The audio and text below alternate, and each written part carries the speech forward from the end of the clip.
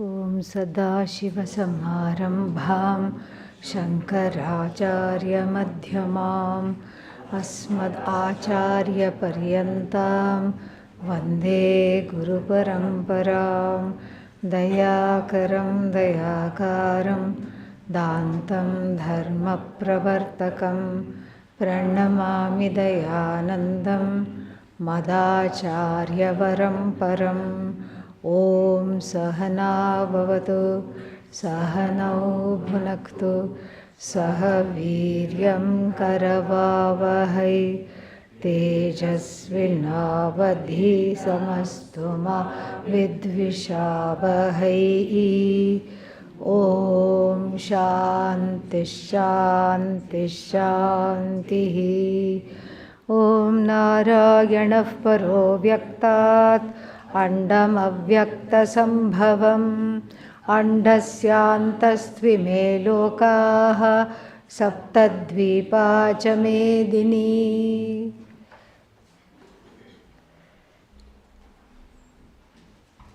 12th verse. काङ्क्षन्तः कर्मणां सिद्धिं यजन्त इह देवताः क्षिप्रं हि मानुषे लोके सिद्धिर्भवति कर्मजा चातुर्वर्ण्यं मया सृष्टं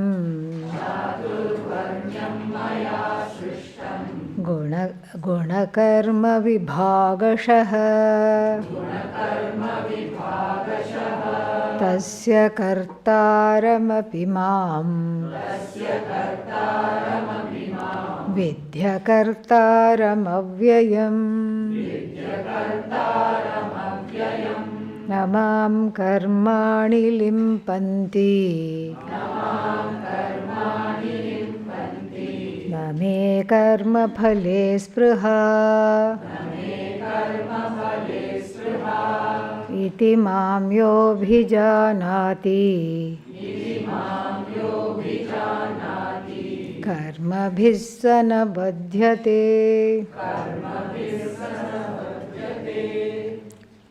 So, now introducing the 12th verse, what is there?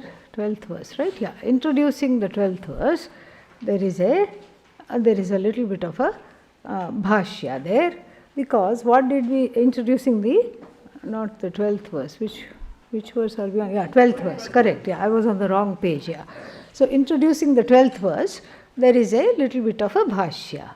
Because what did we see in the 11th verse? Of course, that was in the last life, we would have forgotten. So, just a little brush up.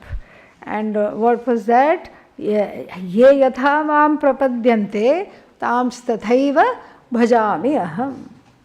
See, first, what was the claim here? That everybody is a mumukshu. And there is only two possibilities. They either know they are a mumukshu or they do not know that they are a mumukshu. Only two possibilities. But what are they? Mumukshus. So what happens? They don't know what moksha is. They don't know what they are seeking. But really, no matter what they are seeking, what are they seeking? Me. They are seeking me alone. Who is me? Not me, okay? Ishvara. Yeah, mama here means Ishvara. They are seeking Ishvara alone, and Lord Krishna says they are seeking me alone. They don't know that they are seeking me, but they are seeking me. So then what do? They make me into a means for various ends. They get attracted to various ends which are finite because they do not understand that these ends will not bless them. They don't understand that. They don't have any concept that this is not what they are seeking. What they are seeking is far above and beyond all this. What they are seeking is the truth of themselves as free. Once they know that, they can seek anything. It's not really a seeking. They can indulge in anything, they can do anything, they can follow anything, but their knowledge is stable. And once they know that they are seeking me and they are one with me, then all their troubles are put to rest. But alas, that is not the case, because they don't know that they are seeking me, and then therefore they keep going after the finite. Now, if somebody says that, and if that somebody is Ishvara, then naturally a question will arise. You call yourself Ishvara, right? You declared yourself just a few verses ago in Avatara Vada.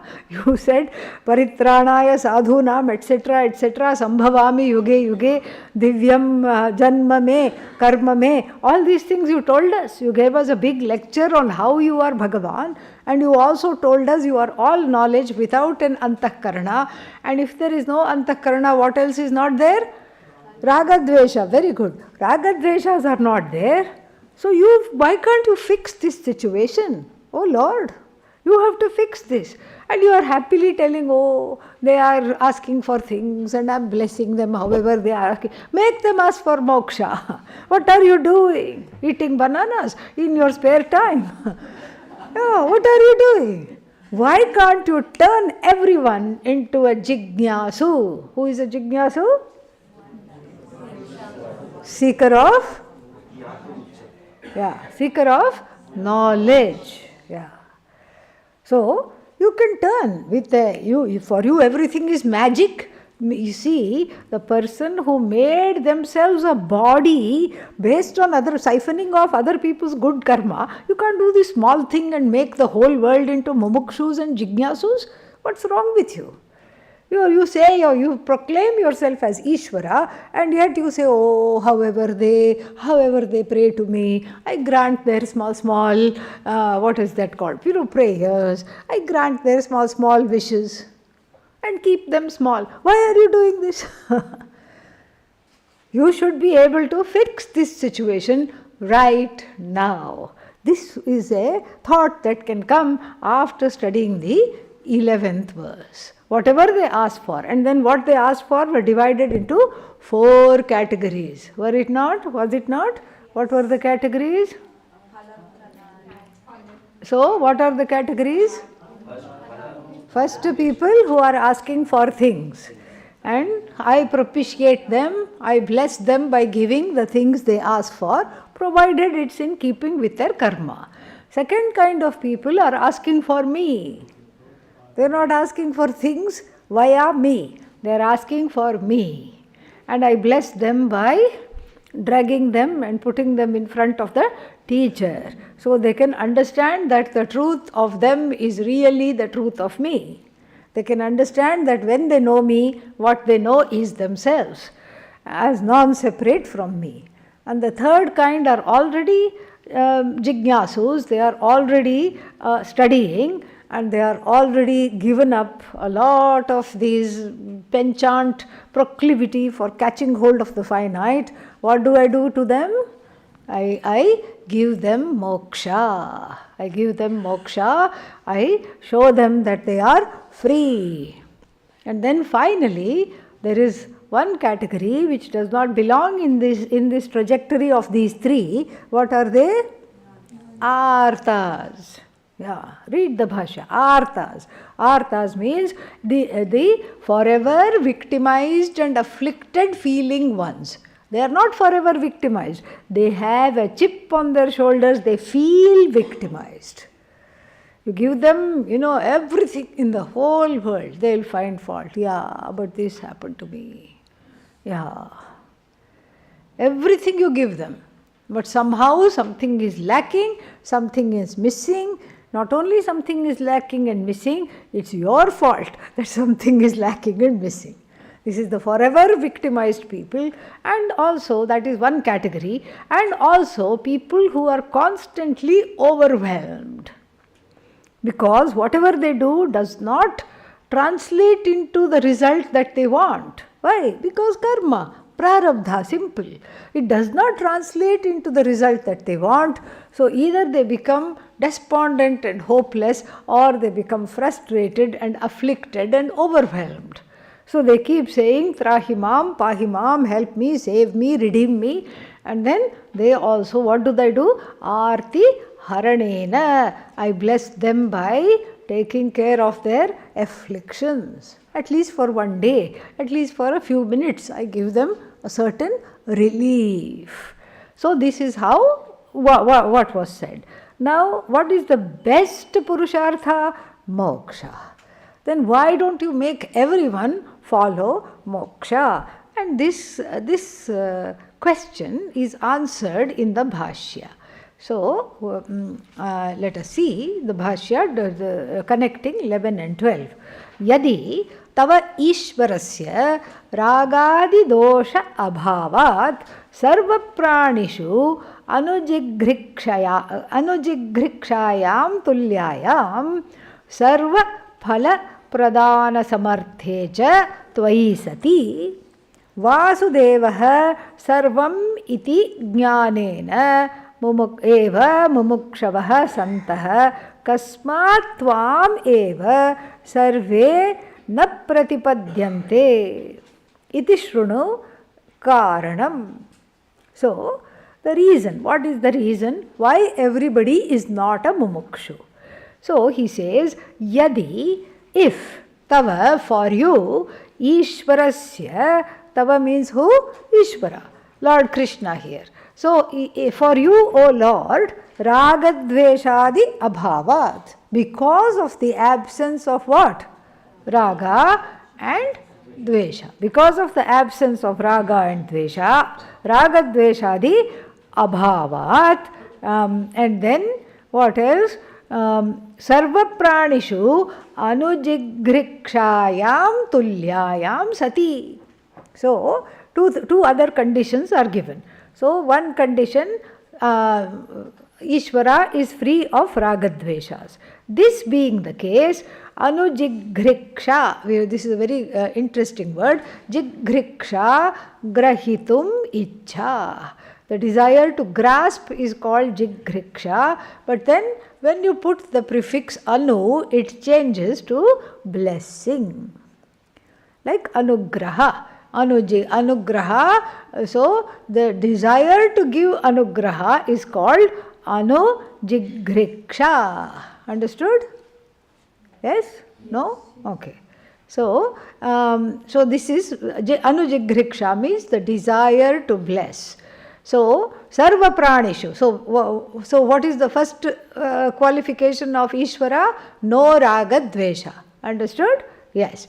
And then each one builds on the other. Because there is no raga dvesha, there is tulya anujighriksha. Means there is a sameness of blessing to everyone everywhere. Why? No raga dvesha. It's not that Bhagavan is saying, I'll bless you, but not you. You didn't attend temple yesterday. I'm not going to bless you. No such thing is there. That partiality is not there. Ghrina is not there. And so therefore, the capacity of blessing is tulya, uniform. With the uniform capacity of blessing, because of what? The absence of ragadvesha. So, each thing builds on the other. First is what? Absence of ragadvesha, which makes you capable of anujighriksha, tulya anujighriksha, meaning the same kind of blessing power for what? Sarva pranishu, with regard to all the beings. You can bless them equally. And then not only that, see, you can say, you have the capacity to bless. You can tell anybody, I bless you. But where is the power? No power. Anybody can say, you have my blessings. But where is the power to bless? No power at all. Correct? But here, what are you? The third condition is that you are sarva phala pradana samarthaha. You are sarva phala pradana samarthaha. Samarthaha, dakshaha, kushalaha. You are nipunaha, capable. You are equipped with the capacity to give anything to anybody. Sarva phala, any phala. Send me to Mars, oh Lord, yes, go. Yeah. And give me something, make me something, make me into a mermaid. Okay, here, tathastu. Yes, sir, even the most craziest of desires, tathastu, you have that capacity. What? Sankalpa matrena. Sankalpa matrena means just by the intention, just by a thought. Why? Because every thought that you have is free of ragadveshas. And what about our thoughts? That is the salt and pepper of every thought. Yeah, it is seasoned by ragadvesha, every thought. Every thought in the universe that ordinary people have is what? Full of ragadveshas, full of agenda, this should happen, this should not happen, I want this, I don't want this. But Ishvara's thoughts are what? Free of ragadveshas. So, Sankalpa Matrena, and such an Ishvara, this epithet is called Sarva Satya Sankalpaha. Satya Sankalpaha means whatever they desire comes true. Why? Because they don't have any desires. Oh, but this is not fair. Ishvara is who? The one who doesn't want anything. And for this Ishvara, everything is at the feet. Same thing, Jnani is also what? Satya Sankalpa. The Jnani also doesn't want anything. When do you get everything? When you don't want anything. Is it fair? No. But this is the logic. This is the logic. When you don't want, it is there. It is there because you don't want it. When you want it, it is never there. The more you want it, the more elusive it gets. Okay, can I pretend to not want it? Doesn't work. Doesn't work. We have tried, but it doesn't work. So the Jnani is also a Satya Sankalpa. How do we know this? In the last, towards the end of the Mundakopanishad, there is a sentence. Atmagyam hi archayet bhutikamaha. Bhutikamaha means the one who has desire for bhuti. Bhuti means to become something or the other, become famous, become rich. Desires within samsara. So what should such people do? Bhutikamaha, what should they do? Atmagyam hi archayet. Go and worship the Jnani. This seems counterintuitive. If I want Jnanam, I should worship the Jnani. But if I want more of pleasure and comfort and whatever security I can get in samsara, why should I go and worship the Jnani? This seems a little illogical.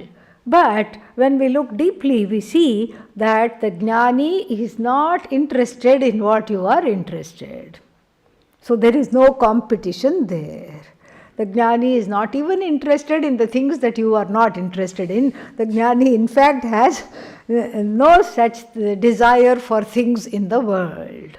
And so, when you worship the Jnani and pray for that particular thing that you want, you know what happens? A very interesting thing happens. That prayer becomes strong because when the Jnani says tathastu, even in the mind, like, okay, let it happen. If that's what you want, it happens.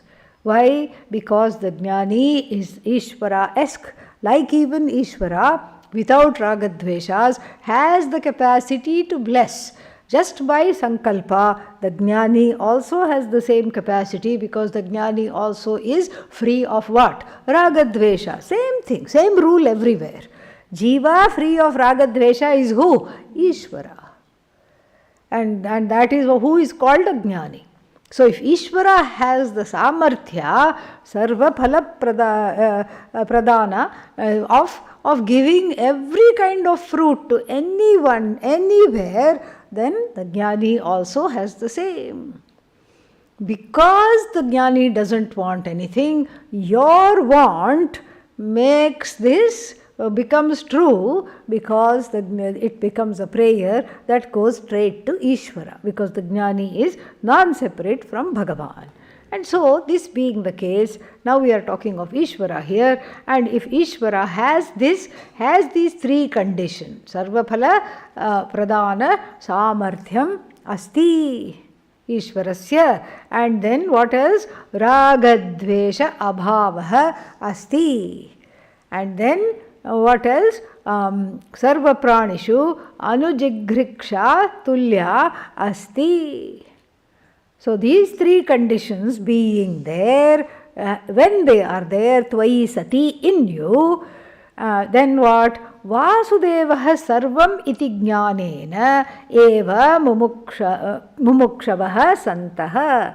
So now what makes a person a mumukshu? A mumukshu is the one who is desirous of getting free. And how do you get free? By the knowledge that all this here verily is Bhagavan. Sarvam Khalvidam Brahma. By that knowledge only you become a mumukshu. By that understanding only you get free. And so then Kasmat Tvam Eva Sarve Na Pratipadyante. So why can't you put that desire in people? Vasudevaha sarvam iti jnatum ichha. Why don't you put that desire in people? So all of them become what? Overnight mumukshus. Yeah, they marinate in the desire, like gulab jamuns in their sugar juice, and then they are sweet and they are ready to absorb the knowledge of the Upanishad. Why don't everyone has this mindset? Why don't all the people have this same mindset to be free? And if they can ask you anything, why? Because you are capable of giving everything. And if they can ask you anything, and you have the equal capacity to bless everybody, why don't these human beings, instead of asking for a pumpkin, why don't they ask for moksha? Why don't they ask for that? Why do they settle down for pumpkin? Yeah. Shrinu, listen. And that is the next verse. What is the next verse?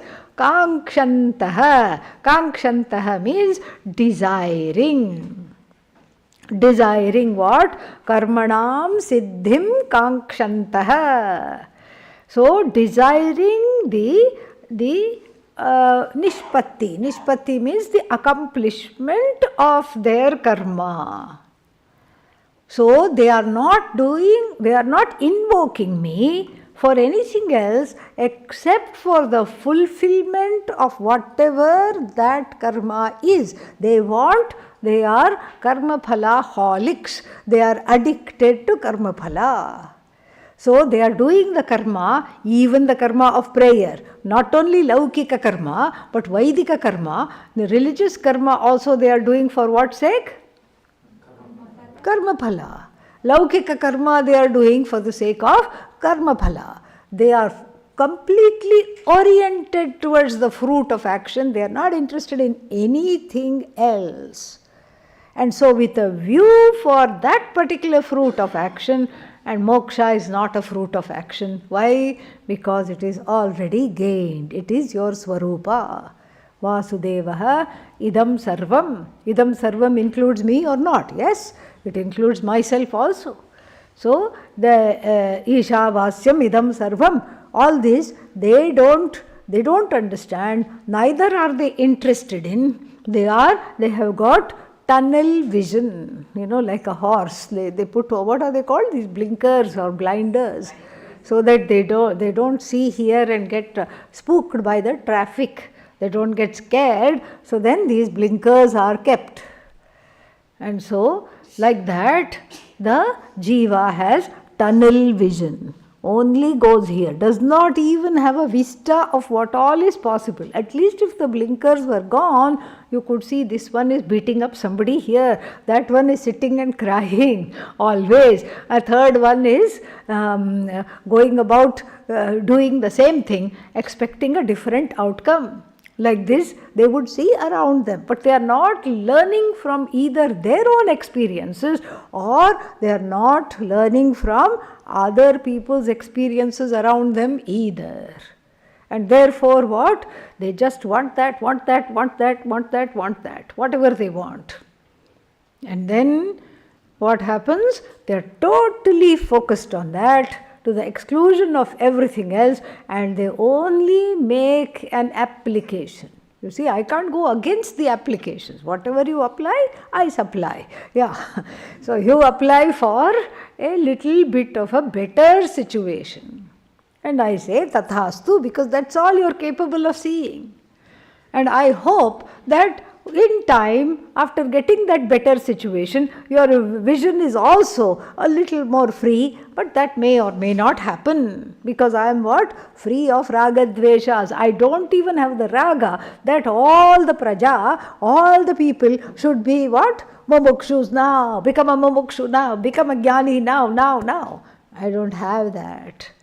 I don't have that. And that's why this teaching is so precious, because it is given without any manipulation or the expectation. 100% free. That's why it's so precious. And so therefore, here, this knowledge, I don't have a desire to give these people knowledge, because I'm free of raga dveshas. But here are people sitting on my head and wanting karma phala. And so they are yajante. So they look at me from the standpoint, they are very clever, and what do? They look at me from the standpoint of various forms and functions. So, Ganesha, okay, what do I want? No obstacles. So you see, even in the temples in India, when the exams are there, before the exams, Ganesha temples are full. Yeah. Ganesha temples are full. OMG. And after the exams are over, Ganesha gets a holiday from all the devotees. Nobody not even by mistake they go there. So this shows that, Ganesha is what? A form of Bhagavan. But what do they only see? Only Ganesha. It's a tunnel vision, and this is just for the sake of removing obstacles. And then like that, so many devatas are there. These devatas are all non-separate from me, but I am not any devata. Wide the Kenopanishad, Tadeva Brahmatvam Vidhi, Nedam Yadidam Upasate. This Brahman is not what you keep on the altar and worship. What is that? What is this Brahman? That Brahman transcends the truth of the worshipper and the object of worship, and it is that because of which I can worship and because of which the object of worship is there, and that is Brahman. That consciousness which bridges the subject, object and the means of knowledge, which bridges pramana, pramata, prameya, and that which is to be known and the knower and the means of knowledge, but which is not any one of them. So, to invoke Bhagavan is actually, in Ganesha is a very beautiful thing. But to mistake Bhagavan for Ganesha is not a very beautiful thing. But this is a mistake that is universally made. Nothing wrong in invoking Ganesha. But if we see that this Ganesha is nothing but Bhagavan, then it is okay to do that because we are doing it with a knowledge. With the knowledge in the foreground, we are invoking and this blessing presence, and then it becomes a very sophisticated invocation. Ishvara in the Vedic tradition is a very sophisticated representation, so it becomes an extremely sophisticated invocation. But that's not what people are doing. So I want money. Who shall I go to? Lakshmi, of course. Yes, who else is there? Lakshmi has universal appeal, I tell you. Even people who don't know, people from other countries who don't know, as soon as you explain to them what is Lakshmi, Yeah, they will catch hold of her. I had this up close and personal experience. I was giving a temple tour. And then this big temple in Washington, D.C., I was taking them to various shrines. And then I said, this is Lakshmi. Who is she? She's the goddess of abundance, money, everything. And then I went to the next one. I went to the Vishnu shrine. And then I started to explain what Vishnu is. And suddenly I had this hollow feeling that I was talking to myself. Yeah. I was talking only to myself. And it's not like there were 5-6 people. 65 people from a seminary had come. From one of the biggest seminaries in Washington, D.C., 65 people had come from this Presbyterian seminary, and then they were all following me, and suddenly I was alone. All 65 of them rooted to Lakshmi. Yes. You see, this is what happens. Lakshmi is non-separate from Bhagavan. But that which we call Bhagavan transcends both Lakshmi and the worshipper of Lakshmi. This we have to understand. But people don't understand that. So anybody wanting money will do Chandi Homa, Shri Sukta Homa. And if you have Chandi Homa, even people who just hear about it at the last minute drop everything and come. Yes. If you want people to come, you just drop a word of mouth. You don't have to make a flyer, nothing. Just say yajna happening. Yeah. That's why the Vedanta teachers got clever. So they started to call it, based on the 4th chapter, Jnana Yajna. Jnana Yajna. This is also a yajna. But it takes an emotional maturity to understand that. So here, Kankshantah Karmanam Siddhim. They don't want absolute siddhi, which is understanding oneself. Siddhi means accomplishment, success. The absolute success is understanding that I do not need relative success. That is the absolute success, that I am complete in myself. I am not a wanting, desiring person. That's the absolute success. But here they settle for small successes in job, in home, how to win friends and influence people. And with this view, yajante, devataha yajante. The word devata is feminine, okay, yeah. So devataha yajante. And then, when they do with this kind of an orientation, kshipram hi manushe loke, in the world of mortals, but in the human world, what happens? Siddhir bhavati. Karmaja siddhihi bhavati. In the human affairs, the result of action comes very quickly. From who? Ganesha? No, not that which is called Ganesha, but from Bhagavan, who is a manifestation of this Ganesha. Bhagavan, who is manifest as Ganesha, gives the karma phala because there is a connection between the karma and karma phala. That is also the order of what? Bhagavan. So therefore, in the world of human affairs, they do this kind of invocation, and then what do they get? They quickly get the results, they are happy, and then, when you have rewards and you are reinforced by rewards, then the same thing the person does. Even animals are not exempt. You have a dog biscuit in the hand, and then you say, roll over, it will roll over. The dog will roll over. Sit, it will sit. And shake hand, it will shake hands with you. It will do all kinds of things. Why? Reward is right here. The biscuit is right here, the dog treat is right here in your hand, and then it makes the dog do anything you want it to. Similarly, the karma phala treat is there with Bhagavan, and what we do? We also do whatever is needing to be done here. This is the invocation, this is how we have to do puja, this is how we have to do arati, we do in the hope of getting that reward.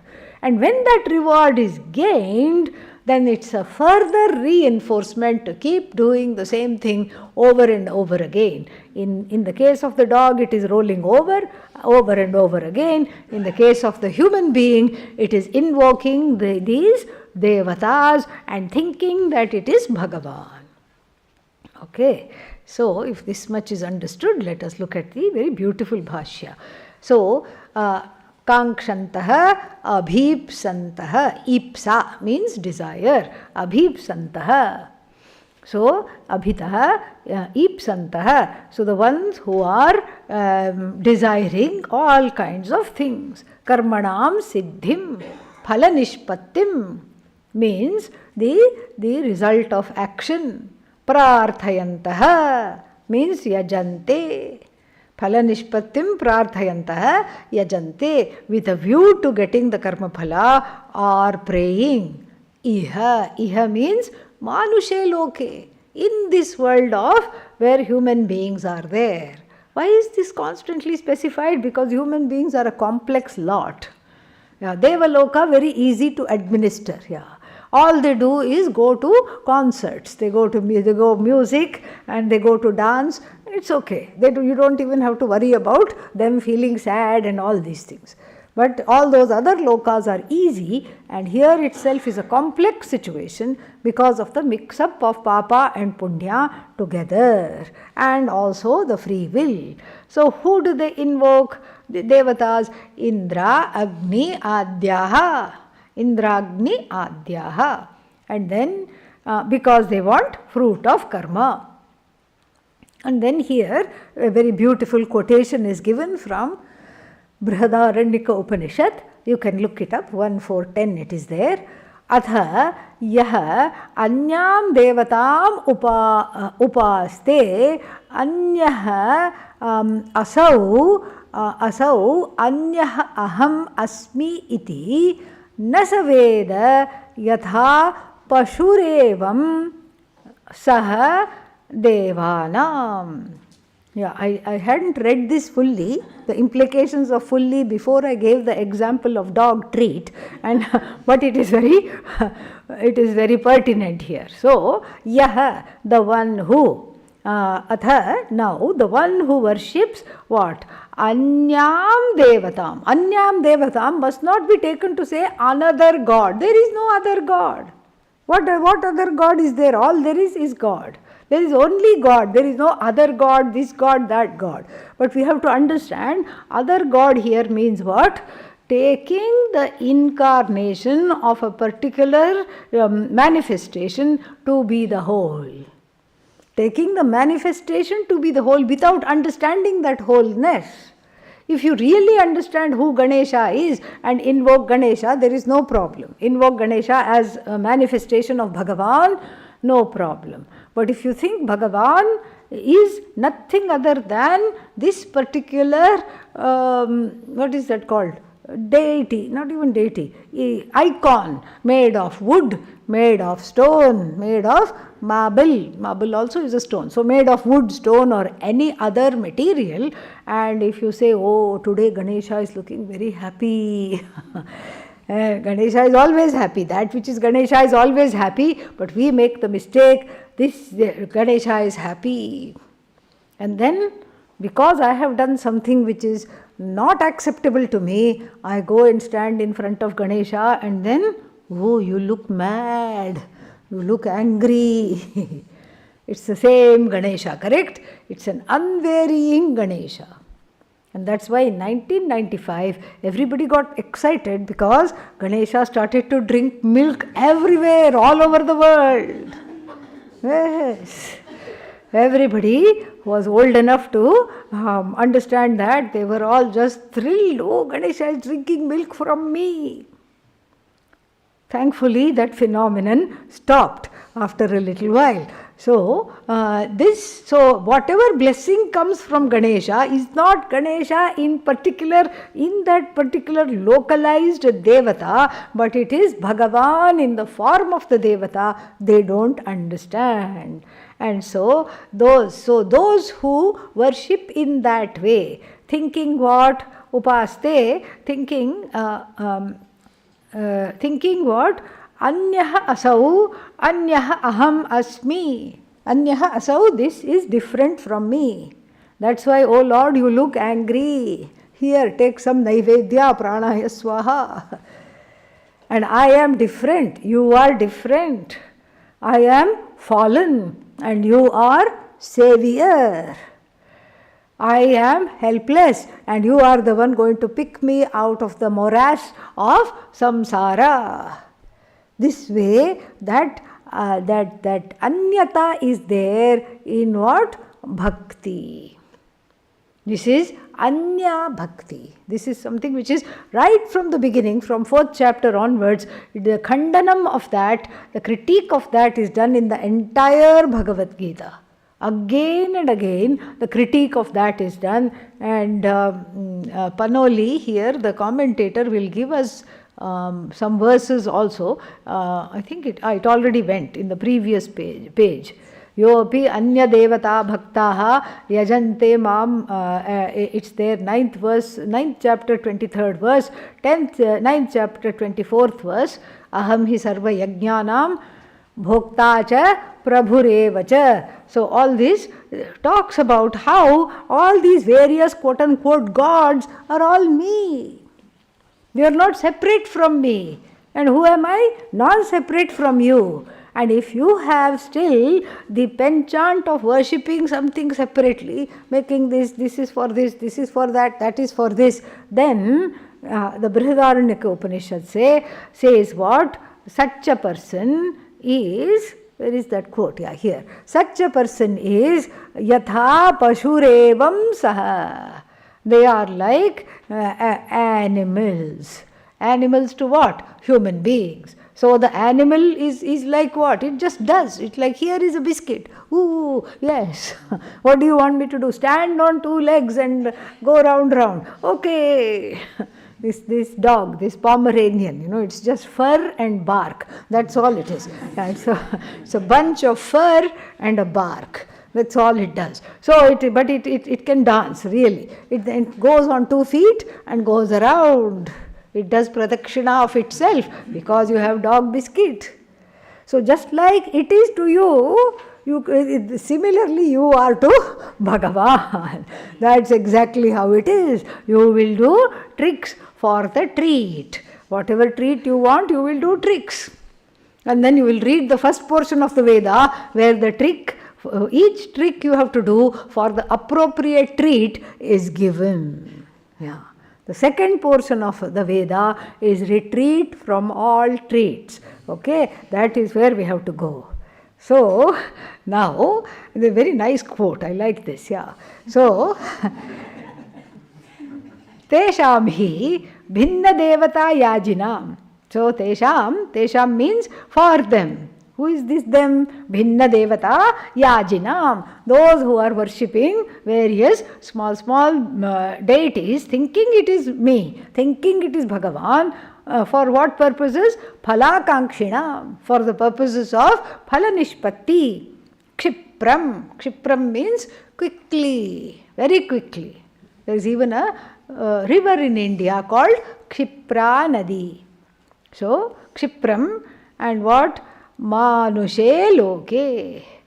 So, Manushe loke. Why is this Manushe loke? Why is this human world kept on being emphasized? Like I told you, it's a complex world. It is one place where we can have a mix-up. Mix-up is possible only here. Human world. Animals are not mixed up. We are totally mixed up. I met one animal, dog, what is that? Dog obedience school. Yeah. His husband and wife ran and they were my seatmates on a plane going somewhere. So we fell into a conversation. So I said, how do you train the dogs? And they said, both the people said, actually, we don't train the dogs, we train the human beings. What do you mean you train the human beings? Because dogs are consistent, she said. Dogs are very consistent, their behavior is consistent. It's the human beings that they are inconsistent. When they are happy, they will allow the dog on the bed. Oh, Raja, come, how cute, come, sit by me, all these things. And then suddenly they say, oh, with dirty legs, you are coming on the bed. What's wrong with you? Get off. Get off the couch, get off the bed, get off all the counters. They are the one inconsistent. So we call it dog obedience school on the board. Why? Because if we called it human obedience school, pet owner obedience school, koi nahi aayega, nobody will come. So like this is what is the human beings need this training. We are inconsistent. This is why Manushya Loka is emphasized, because there is a terrible mix-up between Nitya and Anitya. No Viveka, no Vairagya. Yet wanting God, oh, darshan kab doge?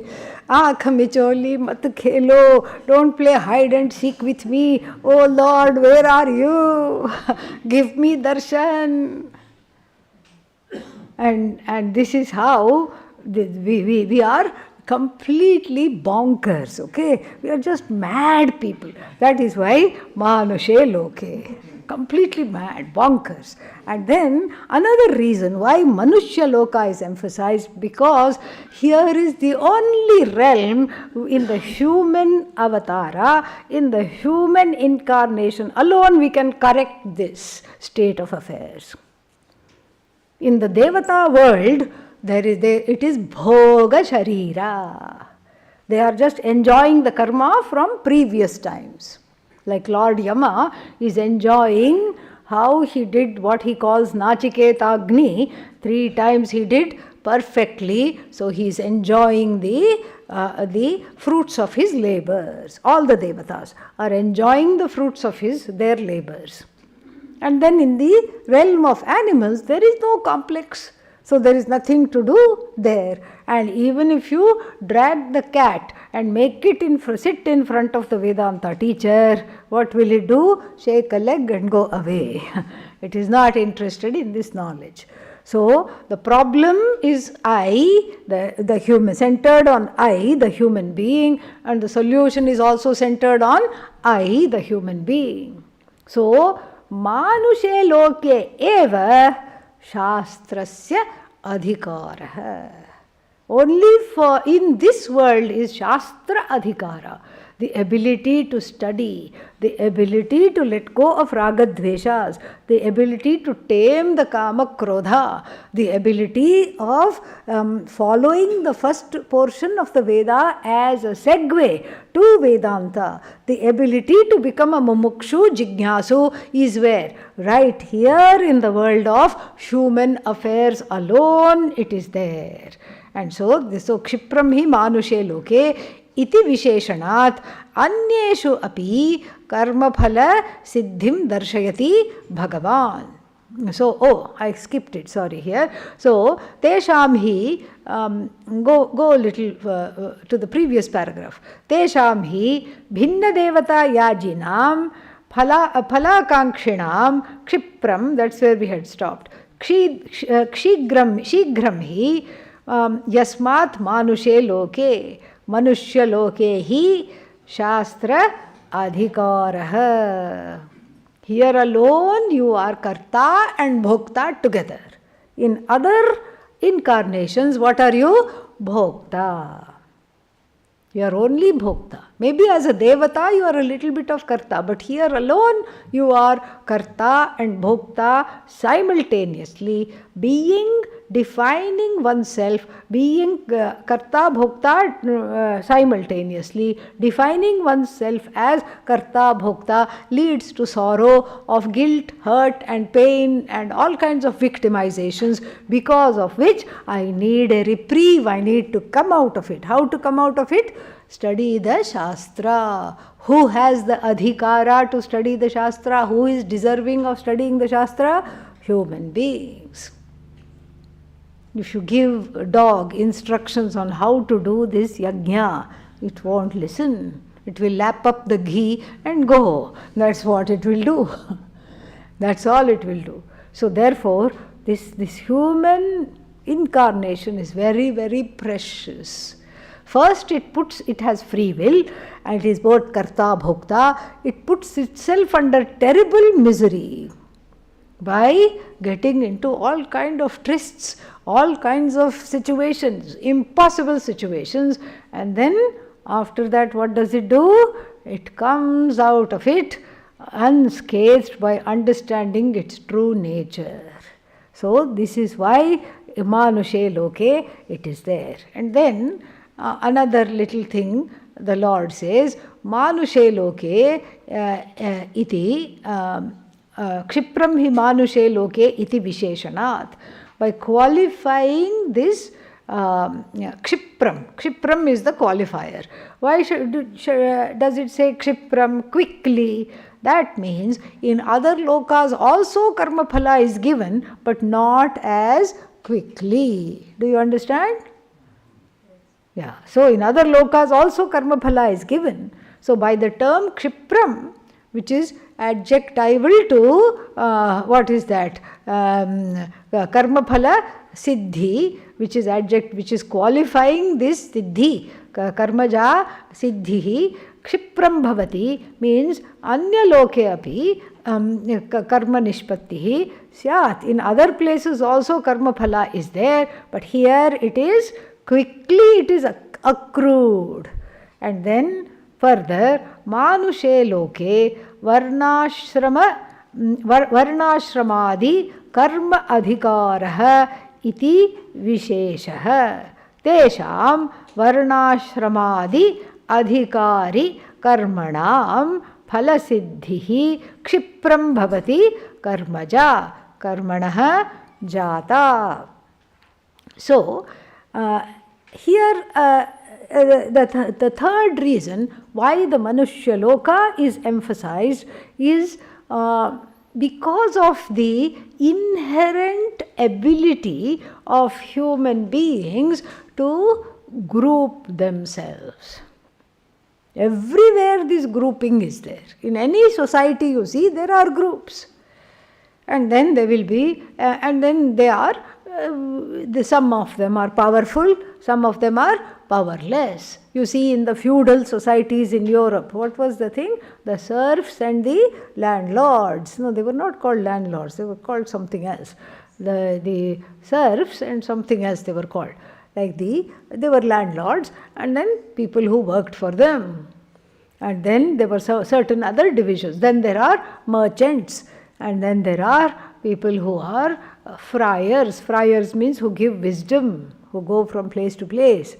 And like this, these kinds of, there is a kind of an inherent longing, or it's almost like it is already made. The arrangement for this grouping according to certain capacities, according to certain proclivities, and according to certain age also. Age means ashrama dharma. Capacities and capabilities means varna dharma. Even though we say it is specific to this particular country, it is there in other forms in other places. It is all there. Because those divisions, without divisions, the human being, any group of human being does not exist. Even in a nuclear family, which is neither new nor clear, okay, to me. So even in the nuclear family, there is a division. There is a division of labor. So then this is what what is that? Head of the household. There is something called head of the household. Can be man or woman, doesn't matter. This is what the head of the household will do. This is what the supporting person will do. This is what the children are supposed to do. And in the family, there is some kind of an unwritten kind of an arrangement. Somebody cooks, somebody else washes the dishes, somebody does this, somebody's job to do that. So like this, whether you see in the macro world of the family, micro world of the individual family unit, or if you look at the whole global unit, you will see that there are divisions. Now, those divisions, the next point I am coming to is that those divisions are far from being equitable. Those divisions are frankly oppressive. In fact, the gap between the haves and the have-nots is increasing exponentially. The billionaires are getting billionaires, okay, and then the have-nots are paying all the taxes. And like this, we see this in the world of the global affairs. Also, we see that there are oppressive groupings. The groupings have become oppressive. And now, whose fault is that? We cannot say, Ishvara, your fault. We cannot blame Ishvara because of the use of our own free will. Why? Free will is also who? Ishvara. Our own free will. So, free will is given by Ishvara, but if I don't use the free will, how it is supposed to be used, then I am abusing the free will, for which there will be consequences. Asmin janmani janmantareva. In this birth or in other births, there will be consequences. So those who are billionaires, perhaps, I don't know, but perhaps those who are billionaires this time, next time will be what? Polishing shoes. Possible. They will be doing some kind of a service type operation and seething at all the billionaires. And who are those billionaires? Who were service people in the previous life. Possible. Same thing in the realm of gender also, men and women. So now the person who is saying, oh, we need a women's lib, down with patriarchy, down with, what else is it called? Male chauvinism, down with that, feeling terrible, all this, and then perhaps they were a man in the last life. Yeah, so this is a very complex kind of an arrangement if we look at it. So the desire to go into groups is inherent. What is inherent is what? Ishvara Srishti. The desire to belong to a group and to have some kind of a same wavelength kind of a thing is Ishvara Srishti. What I have made of that group is what? Jiva Srishti. And so, therefore, the next verse is very controversial, and that's why I have given a long introduction. So, Manushe eva loke varnashramadi karma adhikaraha na anyeshu lokeshu iti niyamaha. So, how come? So he asked the question in introducing the next verse, why is it only karma adhikara? Shastra adhikara means karma adhikara. What's the connection? Because the Shastra enjoins you to do things. The first portion of the Shastra. So karma adhikara, the one who gives the adhikara to karma is the Shastra. It's only in the human world, and also it's only in the human world that there are these groups and various groupings of people.